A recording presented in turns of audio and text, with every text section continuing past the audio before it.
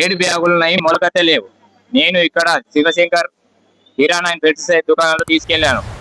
మా విలేజ్ లో మా ఫీల్డ్ మీద వచ్చి ఏఓ సార్ గారు, ఏఓ గారు వచ్చి మా ఫీల్డ్ చూసి మీరు మీ ఎక్కడైతే తీసుకున్నారో ఆ షాప్ లో అక్కడికి వెళ్ళి మీరు మాట్లాడండి, వాళ్ళు ఏమంటారో మేము తెలుసుకొని మీరు మళ్ళీ మమ్మల్ని ఫోన్ చేయండి అన్నారు మా ఏఓ గారు. అది ఇక్కడ వచ్చిన తర్వాత అతను ఏమంటారంటే మేము ఇవి తీసుకుని మీ బిల్ తీసుకున్న తర్వాత మేము ఇక్కడనే మేము ఉంచుకుంటాము, మేము 2 days తర్వాత ల్యాండ్ చూసి వెరిఫై చేసిన తర్వాత మేము మీకు బ్యాగులు ఇస్తామని అన్నారు.